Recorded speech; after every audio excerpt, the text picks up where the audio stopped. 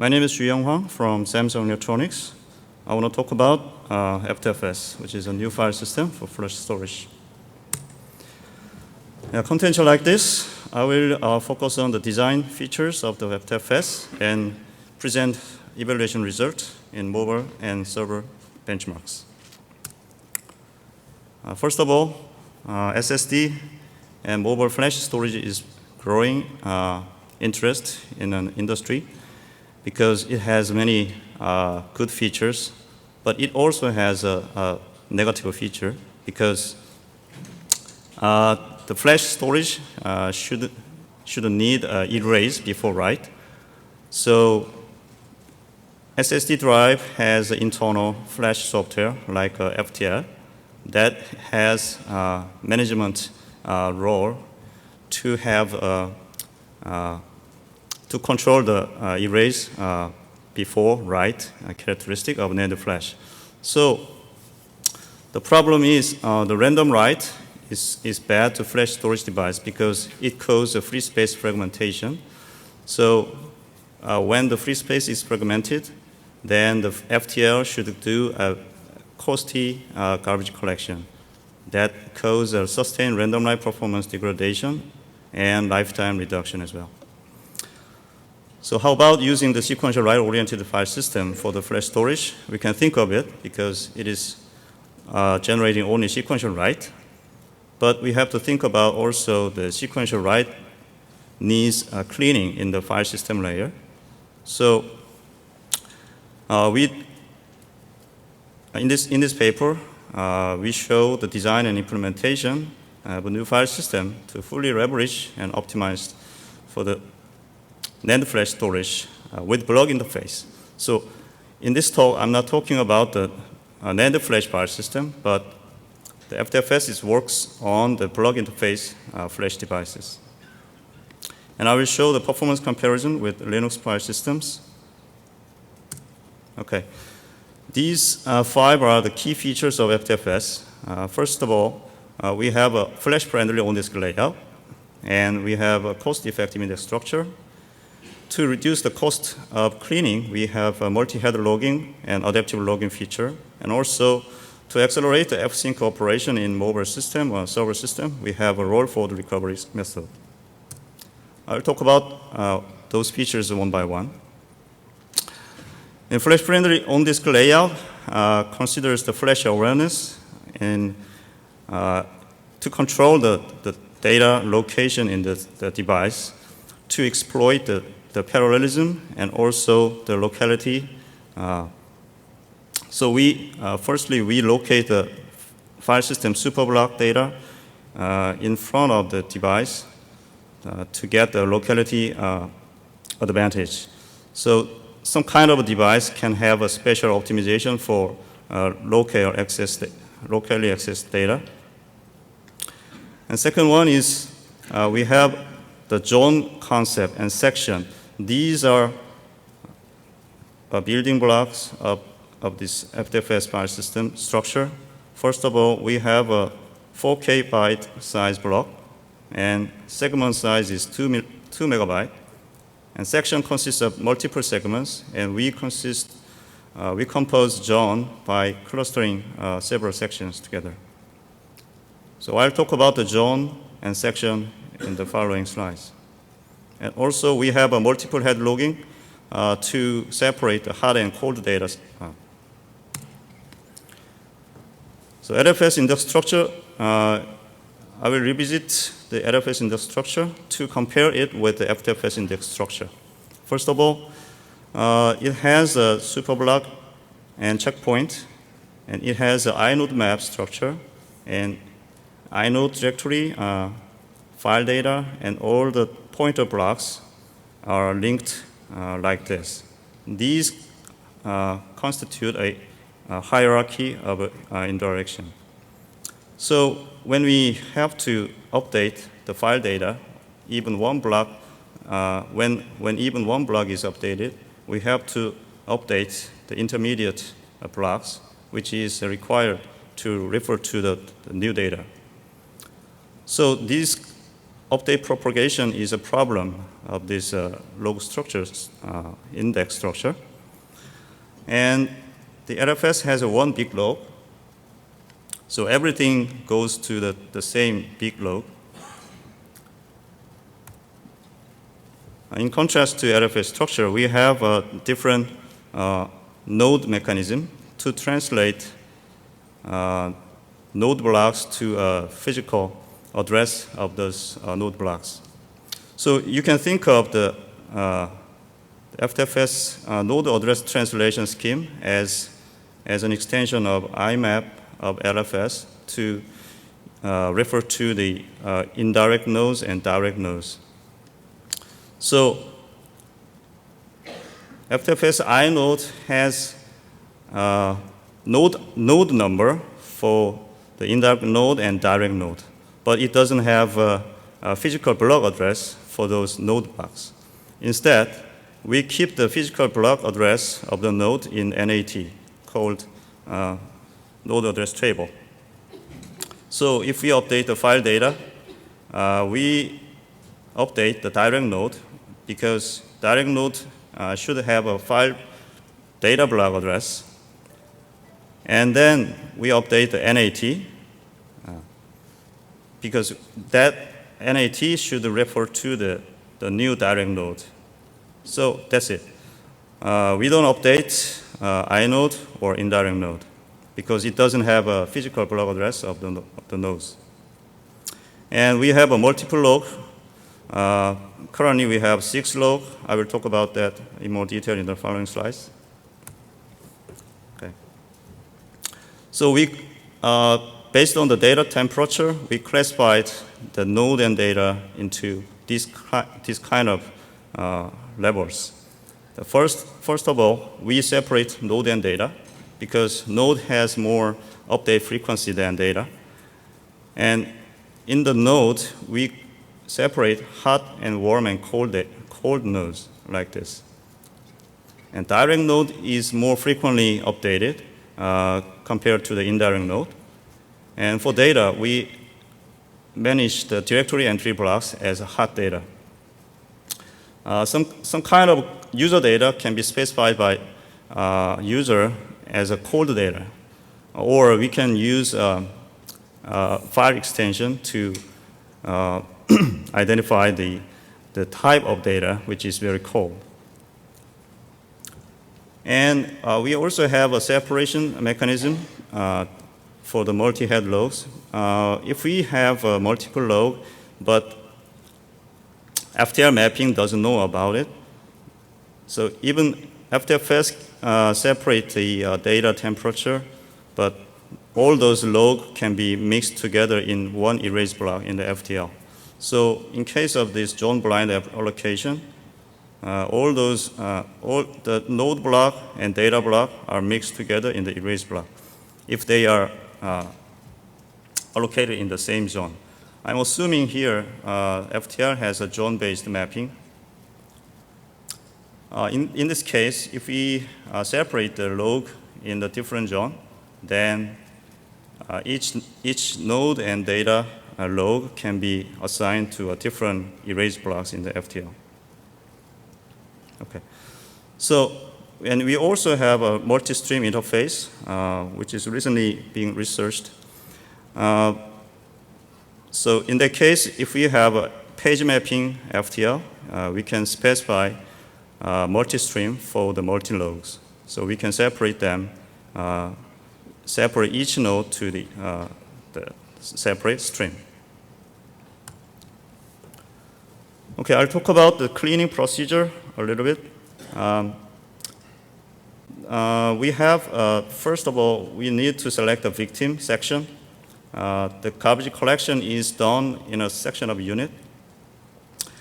And that is aligned with the FTL's GC unit because if the unit of garbage collection in the file system layer and flash translation layer is different, then it would be a problem for FTL because even though the file system cleans some kind of data, but some kind of data is still remaining in FTL erase blocks. So that should be aligned together to have a perfect cooperation.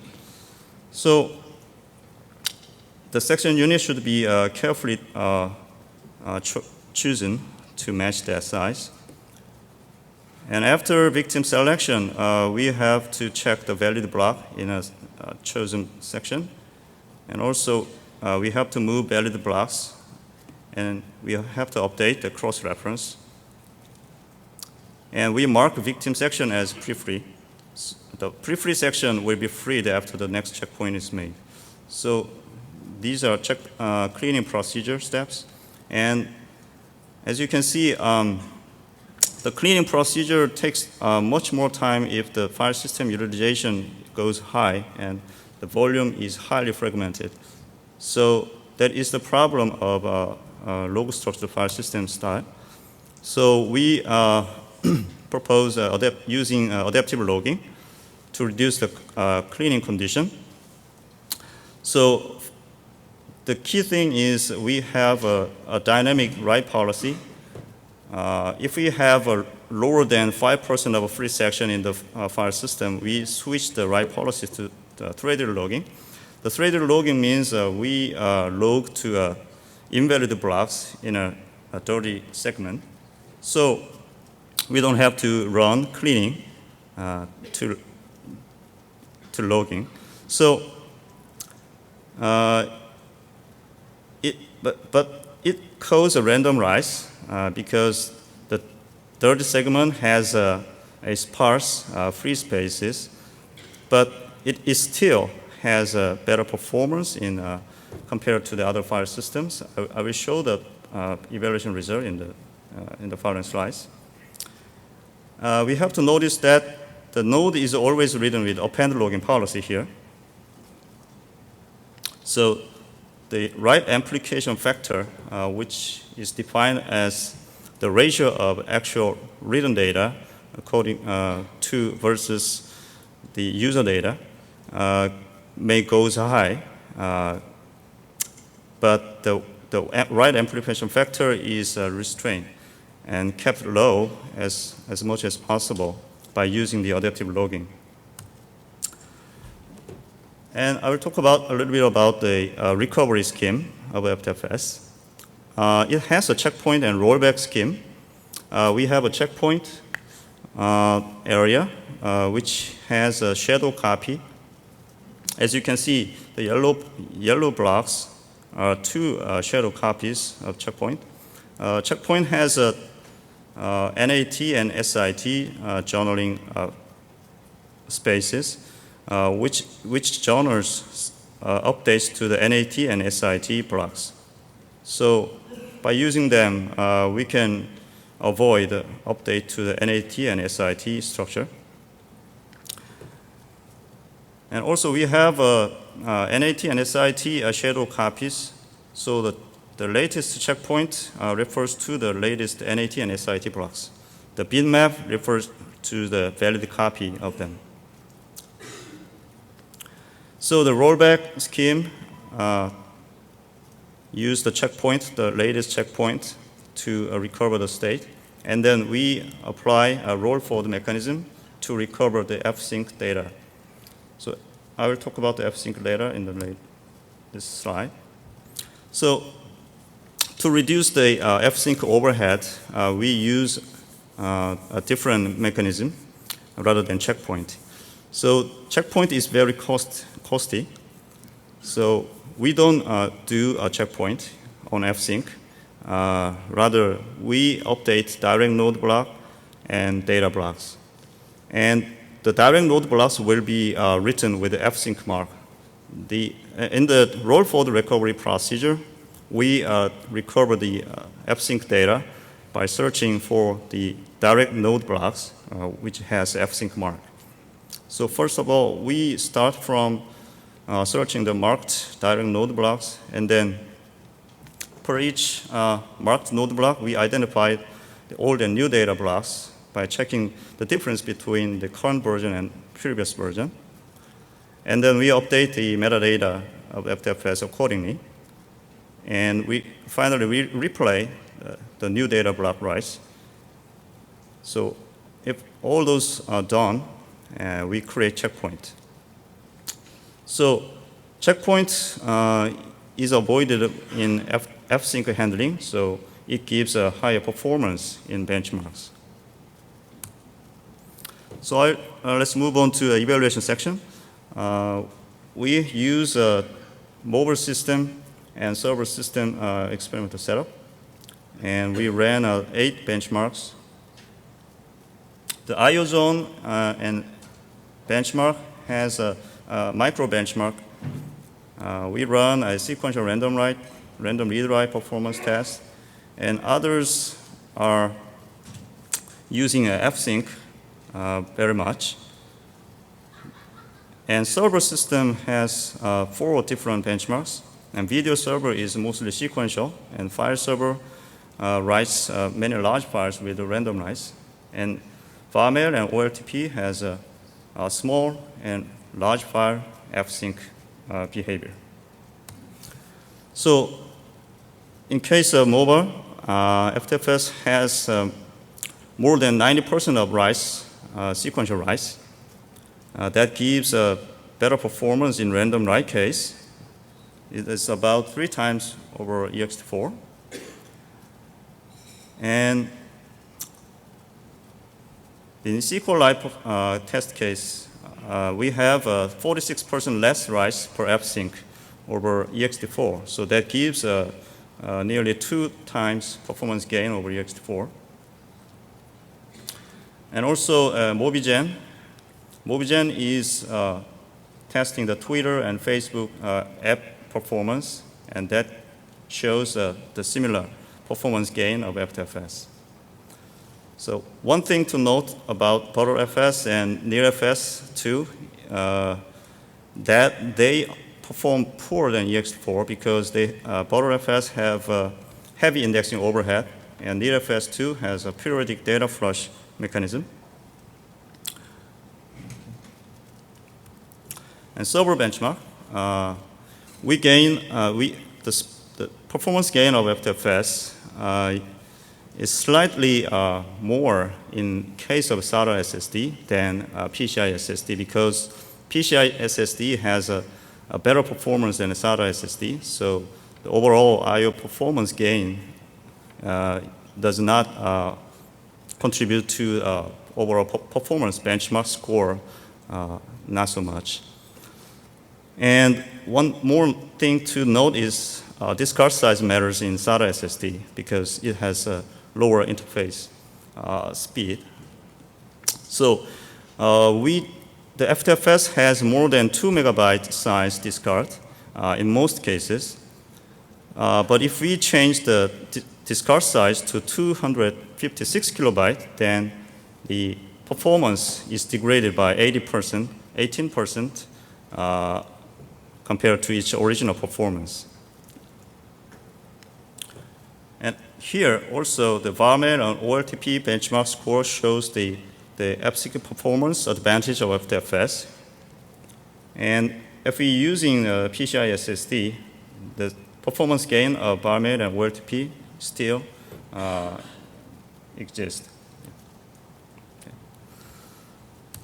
Okay, so from now on, I will talk about some kind of in-depth analysis of F2FS design features. First of all, multi-head logging has a better hot and cold data separation scheme.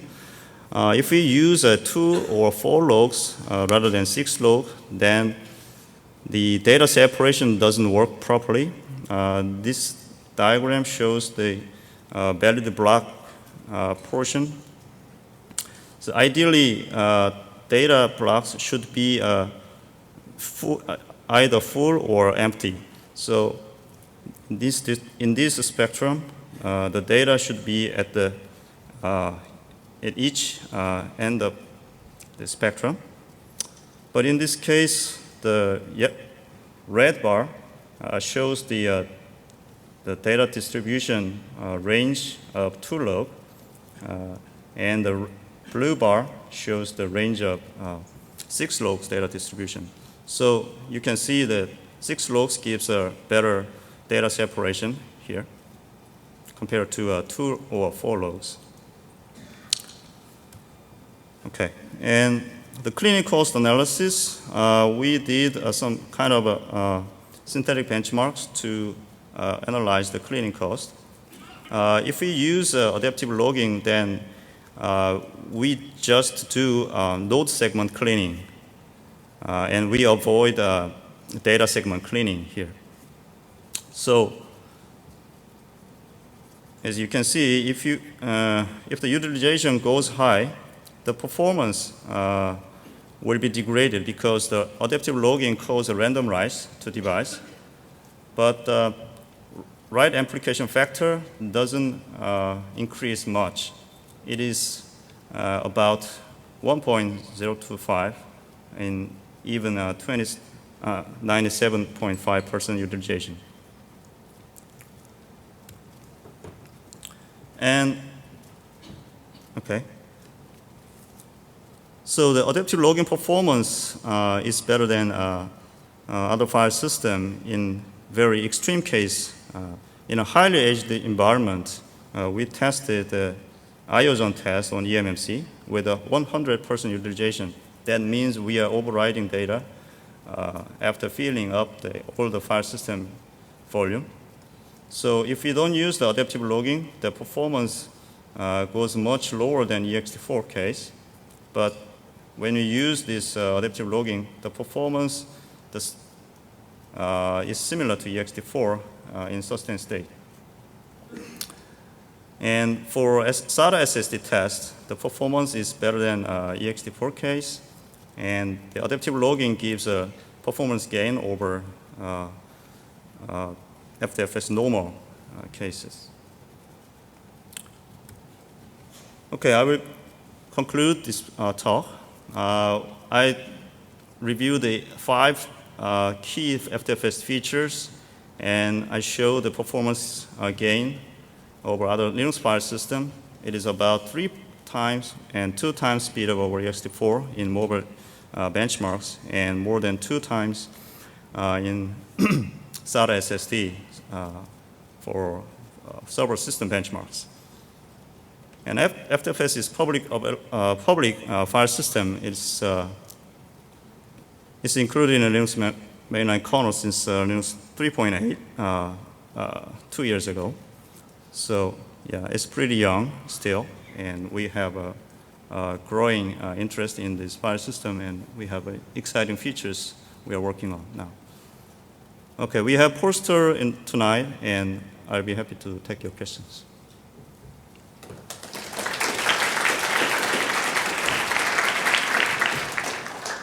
Hello, Joris Wilsdell. How does the FTL, when you map your sections to the FTL section, how does the FTL know that you're doing that? You're just writing to an LBA as far as it's concerned. It doesn't know that what you're trying to, I mean. Mm-hmm. So F2FS can configure the section size according to the FTL's characteristic. So the file system configurator should know the FTL characteristic beforehand. So that's that. Well, what I meant is, I mean, so do you write the whole section at once and don't intermix any other writes? Is that what you're doing? I mean, if you're writing to 6 logs, you could be writing 1 to 1, a little bit to 1, all 6. It sees 6 independent writes. It doesn't know that you're actually writing to 6 independent sections, and that you would like it to spread it out that way. Mm-hmm. So yeah, I talked about zone-based mapping there. Zone-based mapping has some kind of LBA zone that has an erase block for those zones. So each zone has a different erase block concurrently. So if they are matched together with F2FS, they can go together concurrently. But in page mapping FTL, all those 6 rows can go mixed together in one erase block. That is a problem. So you can think of a multi-stream interface that has a manual instruction to the device to match each log to one stream of internal FTL stream. So you have to use that kind of interface to control that behavior. I think this is related. What's the other way to rephrase that question is, what is the API you need from the flash translation layer, like the multiple write points I've heard described, but you don't actually control whether the wear level layer is going to honor those zones, right? So I'm curious, have you talked with SSD manufacturers? Have you gotten them to give you a useful interface yet? Yeah. Actually, Samsung has published one paper about multi-stream interface in previous hot storage conference, and it is a kind of a interface to aid the file system designer to control their behavior to match with the FTL devices. Okay, thanks. Thank you.